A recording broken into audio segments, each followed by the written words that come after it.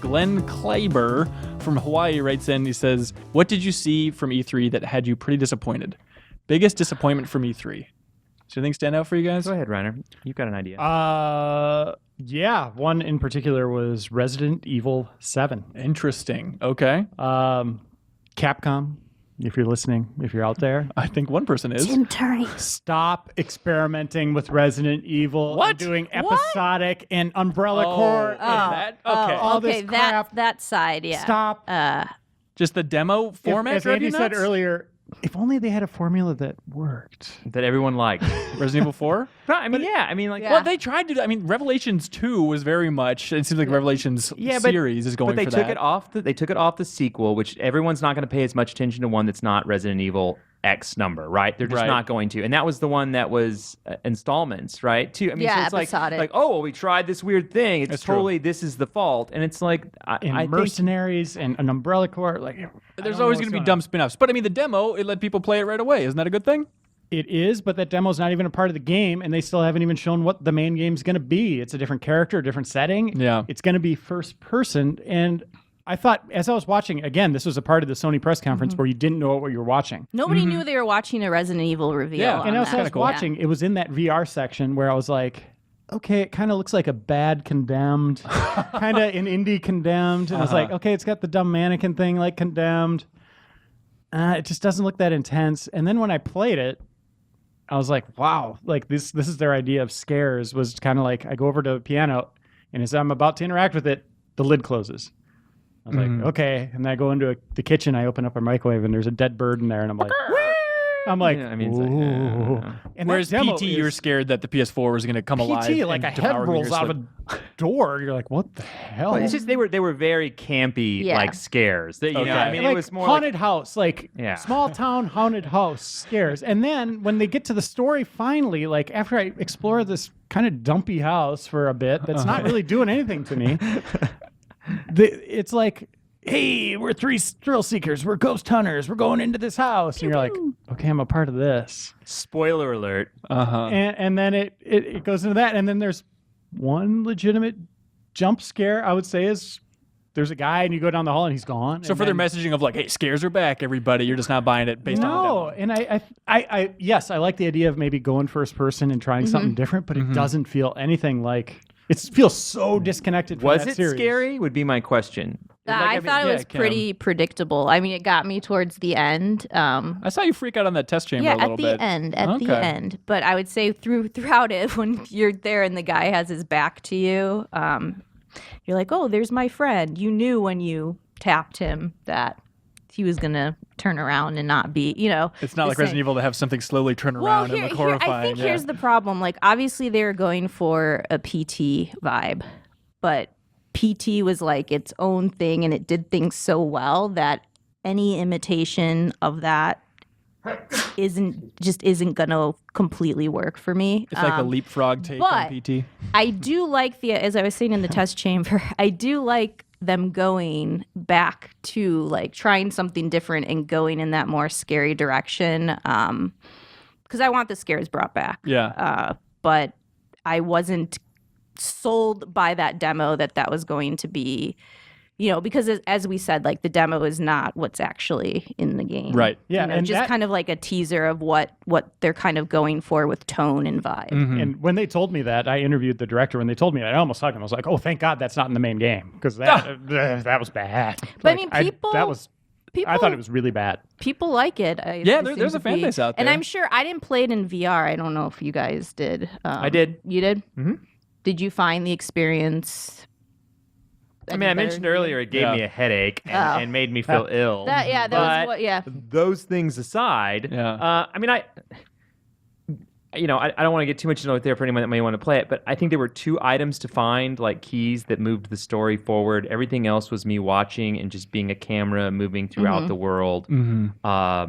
The jump scares were, to your point, predictable beyond predictable. I mean, like the second that guy walked by, I'm like, I know I'm not fighting him. Oh no, he's not there. Who knew? And then they introduced new items that were like, I walked through that place 15 times, but the 4th time I went through, some mannequin falls over, right? It's like, I mean, I just thought for being as important as Resident Evil 7 is, I feel, for Capcom, maybe going VR is a cool new thing, but like make a good Resident Evil 7. Right. Right. And if you scaled back the graphics, which I do think looked better in VR, I do actually think they look better in VR than they do on just like a flat 2D screen, for lack of a better term.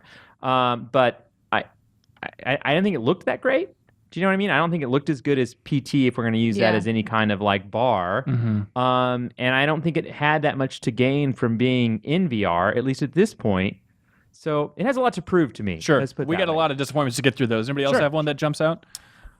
I was so not disappointed by what I saw per se, but disappointed that I didn't see more of Mass Effect. That was going to be Andromeda. mine for sure.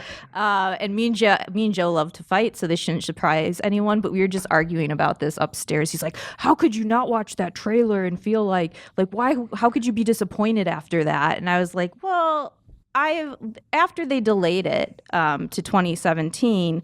I just wanted to see something more with the gameplay by now, or at least hear more details. I mean, we got to see Reiner, which was cool, the protagonist, and some of the environments in that. And don't get me wrong, like as I said, that trailer has me excited because I just love Mass Effect and And the concept, at least, and that's the conveyed of concept, like you that kind you're of being the an alien. Yeah. That's a cool idea. But at this point, because we've seen so little of that game, I just wanted something a little more to latch onto, or at least them to talk more Some about kind of story. what they're doing. More so. I think to some degree too, like EA set us up a little bit for disappointment in this, because last year they were like, we have no games, so here's guys working on games, right? They showed all those videos of people like I think that was 2 on their years ago. computer. No, it was last year. No, I think it was 2 years ago. Like the big dev diary, Yeah, the dev diary. I think it was for, like, 2014. Oh yeah, because that was the Criterion. Hudson was stuff. still there. Yeah. Okay, yeah. So like, showing all that stuff, and then this year when they showed Mass Effect, we're like, we're gonna see Mass Effect, and they were like, or here's a 3D artist working on Mass Effect. And- Exactly. And they did some cool mix-ups where like they showed them doing stuff in the mocap studio that kind of finished with things that were in game. I almost feel like you would have been better off showing nothing than what was there, but that's where maybe I fall.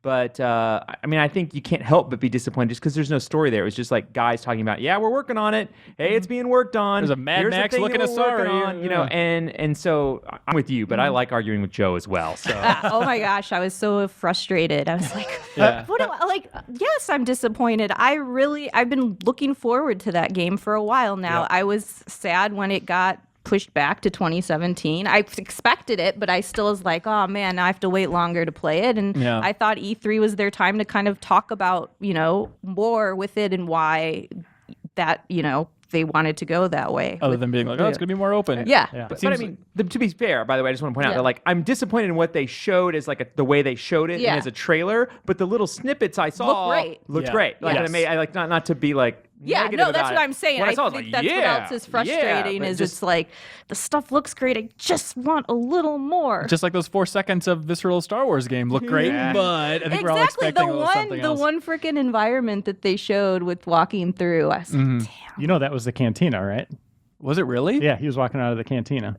And what about like Star Wars fan Andrew Reiner here, writer of Sci-Fi Weekly? But like the banners in the background, did that give any clue as to the setting or the era? Well, that is so. If that is the cantina, which I think it is, you look at the little device that when he walks out the door, it's right there. There's a tower in the distance, exactly like A New Hope's cantina. But didn't Jakku look a lot like? I mean, like, don't they all kind of look a lot? I'm just gonna say- I'm just asking. look at reference photos. I'm no of- expert.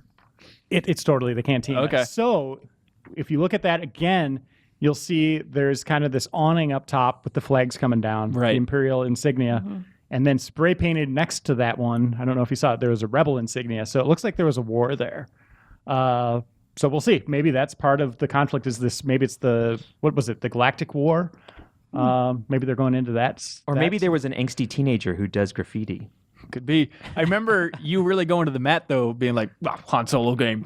I bet my house on a Han Solo game. And they said original character, I original actually story. like that because I do too. I like not knowing what to expect. And, Amy Hennig, who's working on it, she's just so good with character interactions that I just can't wait to see what she's going to come up with. But I mean, I wonder. he's going to be a scoundrel, though. It probably, Right? but I also wonder if they were always working on this game with the new characters. Oh, maybe Or if rebooted plans it. I mean, that could have been Yeah. one of their first ideas. They go through so many concepts and, down so many different avenues. And they said when the game's coming out, it's a long way away, Yeah. right? I mean, It's 2018, I think they said. yeah. So, All right, Andy, did one stand out for you? Or should we move on? I mean, I think for me, it was mostly just like the Scorpio thing and just Okay. the lack of information was a disappointment.